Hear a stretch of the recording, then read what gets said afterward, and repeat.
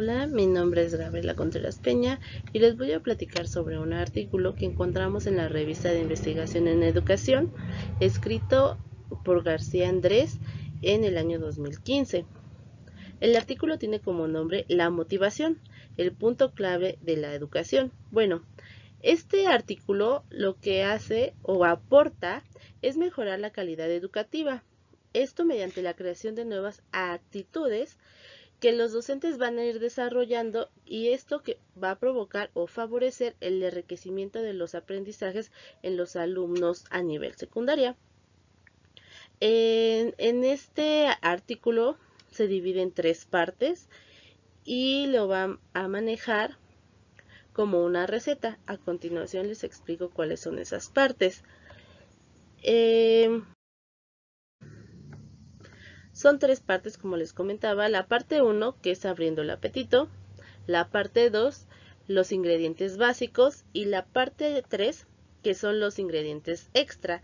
Esto, pues, lo que provoca, o como su finalidad, es que la práctica educativa sea una labor de reflexión. Entonces, bueno, comenzamos con lo que es la parte 1, que es abriendo el apetito. Bueno, aquí lo que nos menciona la lectura es en qué consiste motivar. Bueno, dentro del contexto educativo, como su propio nombre lo indica, es dar motivo. O sea, ¿para qué? ¿Para qué queremos que los alumnos tengan ese aprendizaje o para que comprendan ese tema, ¿no? Bueno, en la lectura menciona que el motivar es el redescubrir, o sea, lo puede enfocar como en redescubrir, en despertar el interés perdido que han tenido estos alumnos hacia los contenidos escolares. Y bueno, esto también nos favorece a que asuman esa resistencia que se tiene al querer aprender. Entonces aquí hay como que se quiere evitar la ley del mínimo esfuerzo, ¿no? Esta motivación que se tiene que ir promoviendo por parte de los docentes tiene que ser una motivación continua.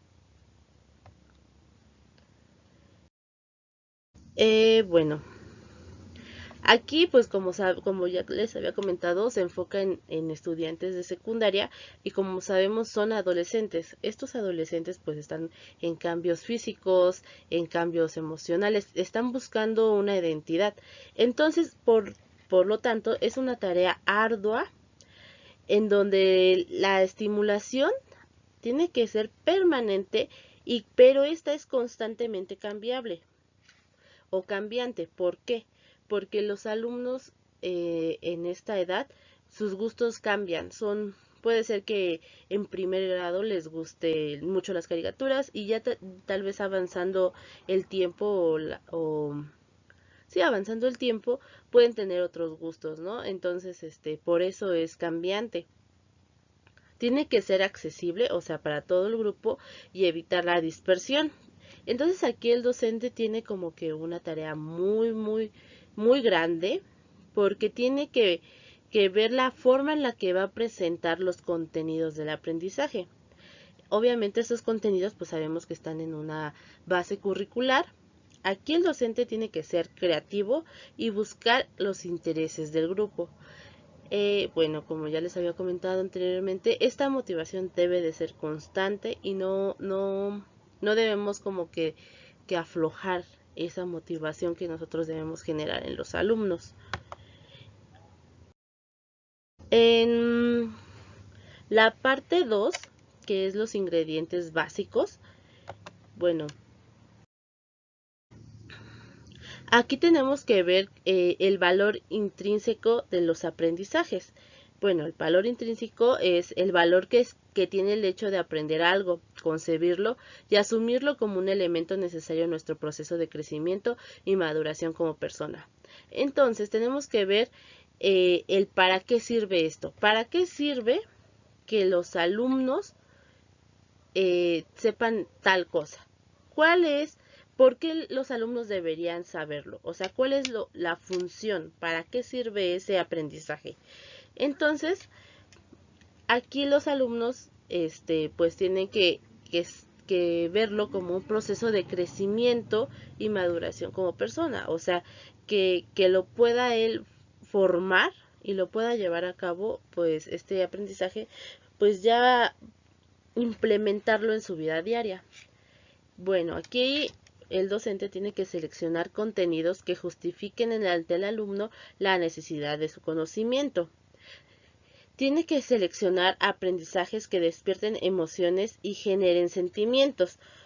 O sea, lo tiene que buscar el docente cómo vincular las emociones para que este aprendizaje sea significativo. Aparte, el docente debe de tener o demostrar su actitud personal, tiene que mostrar empatía hacia los alumnos, una proyección de confianza a la hora de hablar, de comunicarse con los alumnos, de explicar los temas y, bueno, obviamente mostrar la pasión por querer enseñar, ¿no? Así los alumnos, pues, se sienten en confianza. Y obviamente, como ya lo hemos manejado, pues el docente debe de reconocer los intereses de los alumnos. Aquí hay que tomar o recalcar que tal vez esta calidad emotiva o de los aprendizajes o el entusiasmo que el profesor imparta no es una garantía de éxito, pero sí es una necesidad o algo que pueda hacer la diferencia a la hora de explicar algún contenido disciplinar.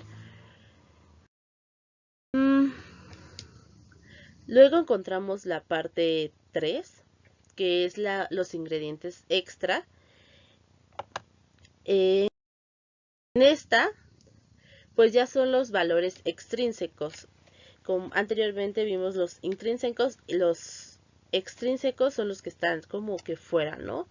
Entonces, estos acentúan la curiosidad del que aprende, o sea, del alumno, mediante la potenciación de la sorpresa. Aquí es el cómo aprende. Tiene que verse más allá del que aprender. Entonces hay una adecuación de los aprendizajes en donde vemos una lógica de estos aprendizajes. O sea, ya es la forma en cómo el docente va a explicar el contenido. Este obviamente tiene que tener una lógica o tiene que tener una organización en donde explique las actividades a realizar. Tienen que tener coherencia. De aquí, bueno, en la lectura comentaban que se puede utilizar esquemas o mapas conceptuales que faciliten el entendimiento del tema. Obviamente en todo este proceso no se debe olvidar el potencial motivador, ¿no? Que es siempre la curiosidad del alumno. Tenemos que volver a regresar a los alumnos como a esa curiosidad innata que antes teníamos sobre el porqué de las cosas. Entonces, esta curiosidad pues es una característica del pensamiento y obviamente del comportamiento de nosotros como personas, como humanos. El generar a los alumnos un, una sorpresa o algo inesperado, intriga, la incertidumbre, pues estos son mecanismos motivadores, ¿no? Son muy eficaces para desarrollar problemas o controversias para que el alumno tenga como la recepción de nuestra atención, ¿no? O sea, esté al tanto de lo que nosotros vamos a realizar. Entonces hay que buscar pues algunos como métodos, por así decirlo, que llamen la atención del alumno al querer prestar atención sobre el aprendizaje, que él lo considere importante para su vida y que lo pueda plasmar, ¿no?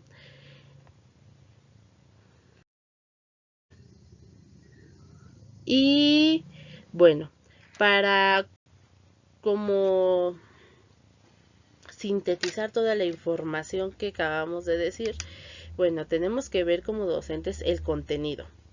¿Cuál es el cometido de ese contenido? Ver el contexto en el que nos vamos a desarrollar para dar nuestra clase y los recursos para que se lleve a cabo este intercambio de conocimientos y de aprendizaje, ¿no? Como extra, pues se pueden utilizar las tecnologías y bueno, también hay que tener en claro o tener en cuenta el papel del esfuerzo que toma el estudiante para su trabajo autónomo fuera del aula y obviamente dentro de esta. Entonces muchas veces no solo recae la responsabilidad en el docente, sino también en el alumno. Pero aquí el docente es donde juega el papel importante en el ser el principal motivador para que el alumno aprenda, ¿no? O sea, tiene que buscar estrategias, tiene que buscar